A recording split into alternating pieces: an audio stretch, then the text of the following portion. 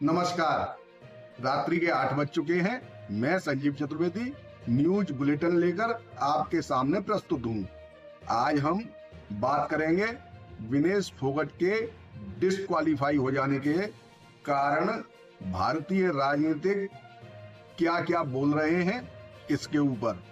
इसके बाद हम एक और विषय को लेकर चर्चा करेंगे जो जुड़ा हुआ है सुप्रीम कोर्ट के द्वारा ये आदेश दिए गए हैं, ये फैसला सुनाया गया है कि आरक्षण में वर्गीकरण की बहुत ज्यादा आवश्यकता है, जिससे वो वर्ग जिसको आरक्षण प्राप्त नहीं हुआ है उसको आरक्षण प्राप्त हो। इसके विरोध में बहुत सारी पार्टियां लामबंद होकर 21 अगस्त को भारत बंद का आह्वान कर रही हैं, जिसके ऊपर भी हम चर्चा करेंगे कि इस भारत बंद का क्या असर होगा और सरकार इसके लिए क्या क्या इंतजाम करेगी।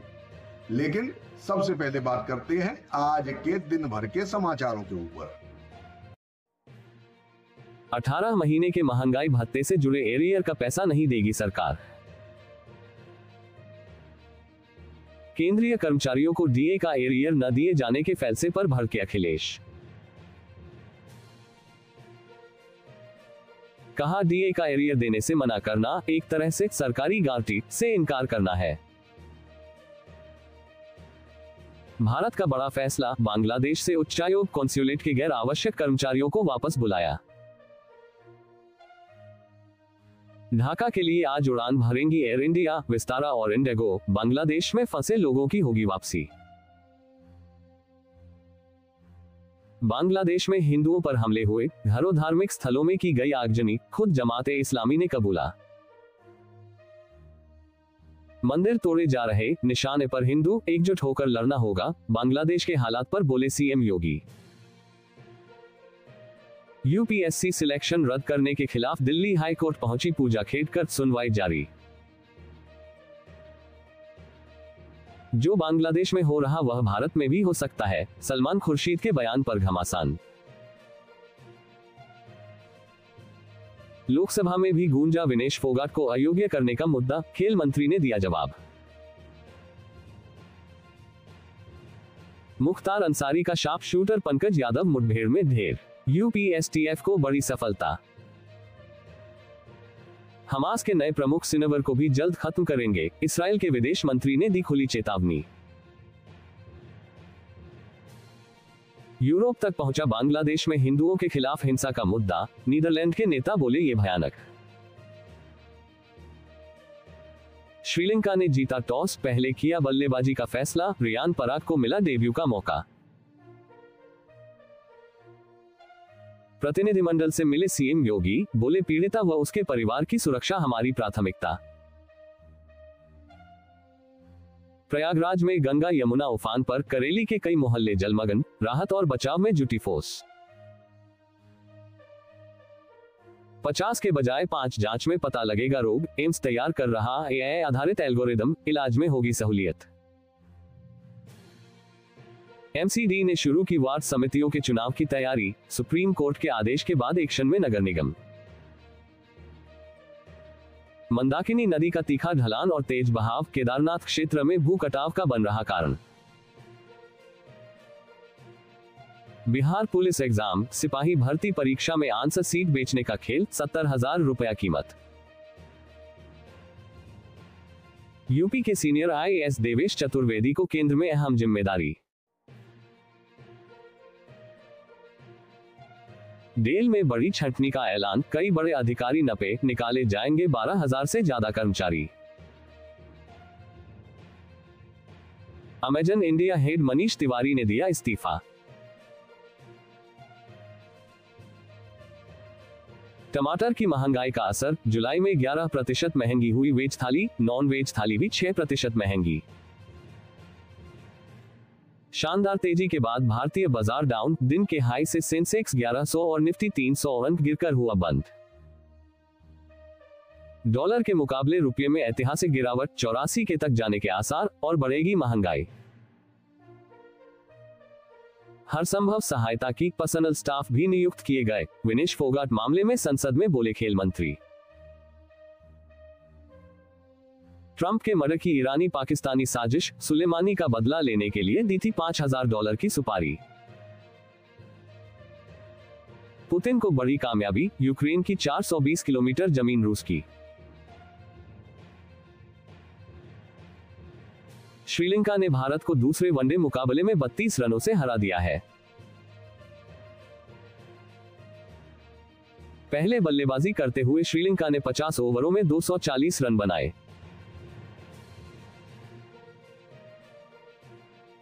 भारत को जीत के लिए 241 रनों का मिला था लक्ष्य।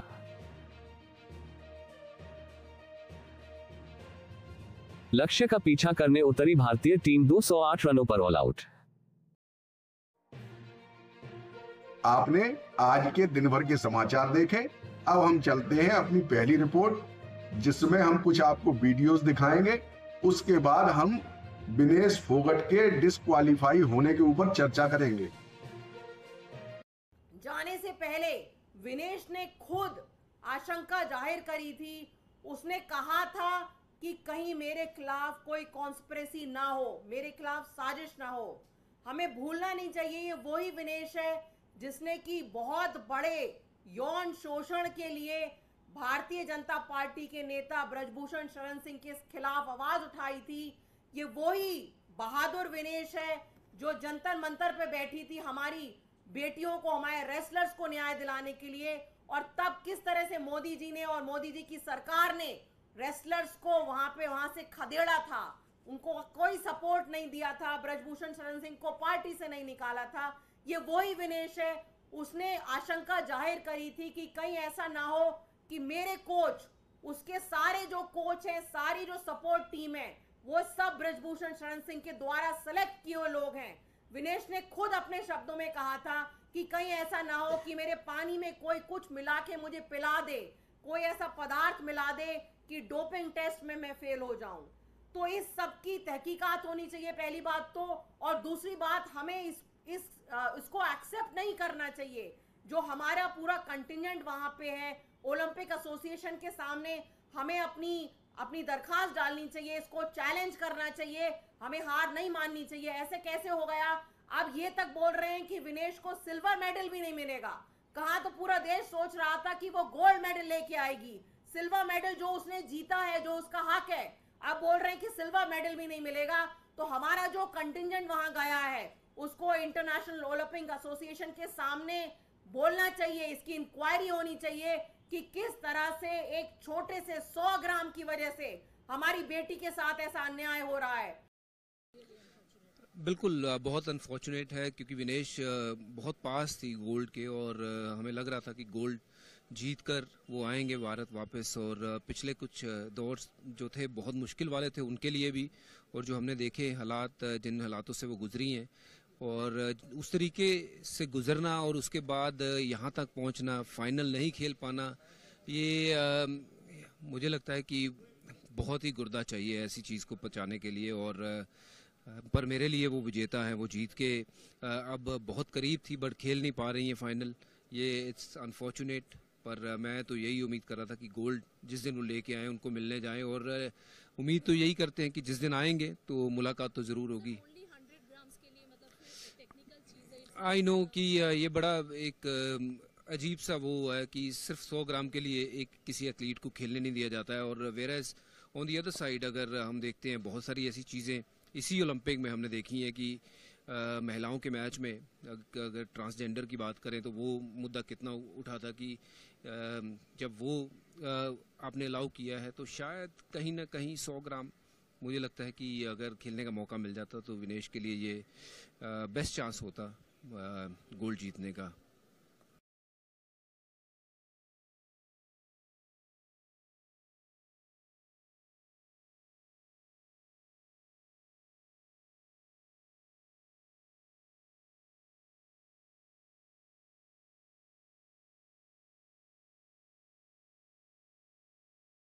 आपने ये तीनों वीडियो देखे, इससे एक बात तो निश्चित है कि भारत में कोई भी समस्या हो, कहीं पर भी समस्या हो, अगर भारत से रिलेटेड है तो इसमें राजनीति होना लाजमी है। जैसा कि आप लोगों ने देखा, यहाँ पर जो ओलंपिक का नियम है कि जिस भार वर्ग में आप रेसलिंग कर रहे हैं यानी कुश्ती लड़ रहे हैं, अगर उस भार वर्ग से आपका वजन अधिक होगा तो आपको डिस्क्वालीफाई कर दिया जाएगा। यहां पर बताता चलूं कि जो विनेश फोगाट हैं वो 50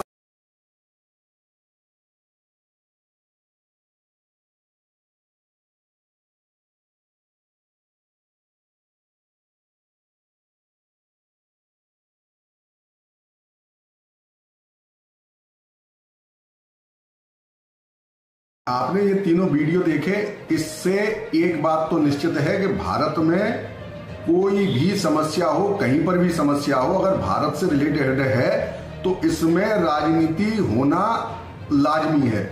जैसा कि आप लोगों ने देखा, यहां पर जो ओलंपिक का नियम है कि जिस भार वर्ग में आप रेसलिंग कर रहे हैं यानी कुश्ती लड़ रहे हैं, अगर उस भार वर्ग से आपका वजन अधिक होगा तो आपको डिस्क्वालीफाई कर दिया जाएगा। यहां पर बताता चलूं कि जो विनेश फोगाट हैं वो 50 किलो भार वर्ग में कुश्ती लड़ रही थी और फाइनल के लिए उन्होंने जगह बना रखी थी।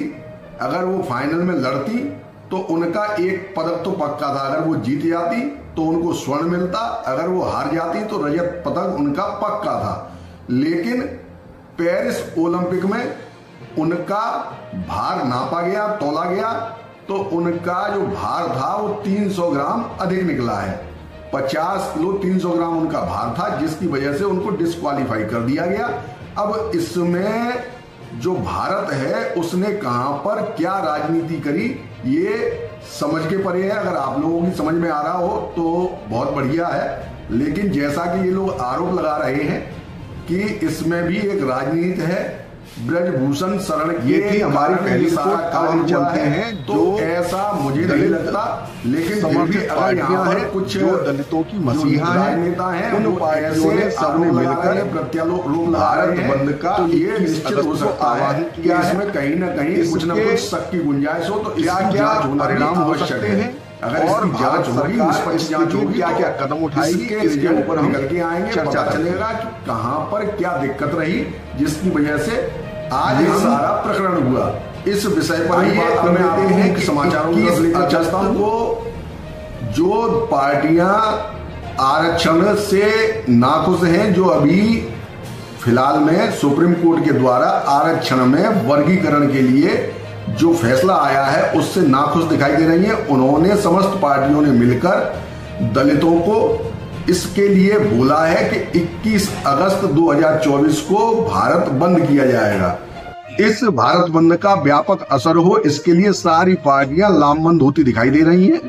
तो इस भारत बंद का काफी गहरा असर देखने को मिलेगा।